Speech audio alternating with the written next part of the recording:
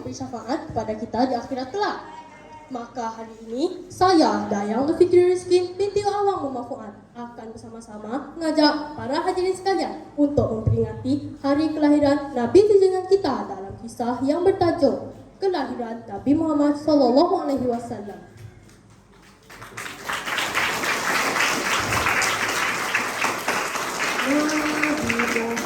Nabi junjungan, Nabi Muhammad, Nabi akhir zaman. Tuhan utuskan untuk semua, pembela agama sepanjang zaman. Nabi Muhammad SAW berasal daripada keturunan Bani Hashim, sebuah kabilah yang paling mulia dan tinggi darjatnya di kalangan suku Quraisy yang mendominasi masyarakat Arab. Ayahnya bernama Abdullah bin Abdul Muttalib yang besar pengaruhnya.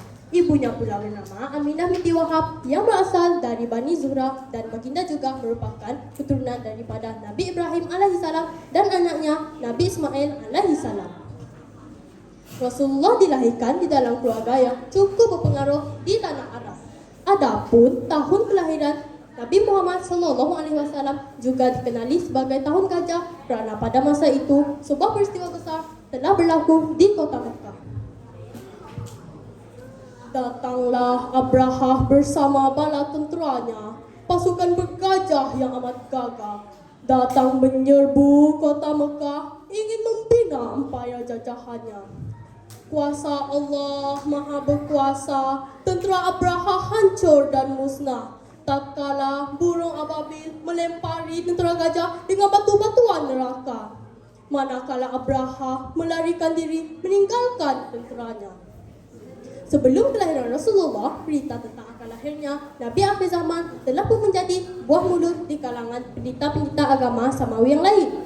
Suatu hari, Aminah bermimpi didatangi seseorang. Kemudian berkatalah orang itu kepadanya, "Sesungguhnya engkau mengandung pemimpin umat ini. Jika engkau melahirkannya, ucapkan, aku meminta perlindungan untuknya kepada Allah yang Maha Esa dari keburukan semua pendengki, dan beri dia nama Muhammad." Selama masa kehamilannya, Aminah juga melihat sebuah cahaya yang memancar dari perutnya. Dengan cahaya itu, dia dapat melihat istana-istana Busra di Syam.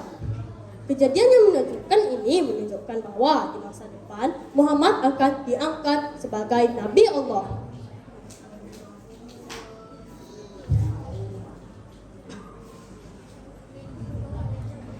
Namun begitu, kesedihan melanda keluarga Abdul Muttalib tatkala anaknya Abdullah meninggal dunia ketika berada di Syam. Lebih-lebih lagi Aminah yang sedang mengandungkan anak mereka. Alangkah sedih pilu hatinya apabila menerima perkabaran tersebut. Akhirnya, masa yang dinanti-nantikan telah pun tiba. Hari Isnin pada tanggal 12 Rabiul Awal, baginda pun dilahirkan. Sebaik sahaja baginda dilahirkan, baginda lalu dibawa kepada datuknya Abdul Muttalib. Baginda menyambutnya dengan penuh gembira dan membawanya ke Kaabah untuk memanjatkan doa kesyukuran. Baginda diberi nama Muhammad yang telah diilhamkan oleh Allah kepada keluarga baginda. Muhammad berarti orang yang terpuji. Ia adalah nama yang paling layak untuk Rasulullah. Orang yang paling gembira menyambut kedatangan Rasulullah adalah bapa saudara baginda, yaitu Umar bin Hashim ataupun Abu Jahal. Sebaik sahaja baginda lahir, Abu Jahal terus berlari di sekeliling kota Mekah untuk memberitahu perkabaran gembira itu. Kerana itulah pada hari kelahiran Nabi, Allah menghentikan seksaan kepada Abu Jahal kerana menyambut kelahiran Nabi dengan begitu gembira sekali. Sungguh pun Muhammad lahir tidak berbeza dengan bayi-bayi yang lain, tetapi keadaan sekelilingnya amat luar biasa. Aminah tidak berasa sakit waktu melahirkan. Kisah keistimewaan ini telah pun tersebar di rata-rata tempat. Orang semakin ramai yang datang. Malah orang yang tidak kenal dengan Aminah pun turut datang melihat Muhammad. Keadaan cuaca juga berseri-seri, seolah-olah tersenyum menyambut kelahiran Muhammad. Sekitar kawasan tempat kelahirannya juga begitu meriah, seolah-olah dia memberi semangat dan cahaya baru kepada penduduk-penduduk di situ. Benarlah firman Allah dalam surah Al-Ahzab yang bermaksud, demi sesungguhnya adalah bagi kamu pada diri Rasulullah itu contoh ikutan yang baik. Berdasarkan ayat itu tadi, dapat kita fahami bahawa Allah telah menurunkan seorang insan yang mulia untuk melengkapkan akhlak dan iman kita supaya sentiasa tunduk menjunjung perintah Allah Azza wa Jalla, yaitu Nabi Muhammad SAW.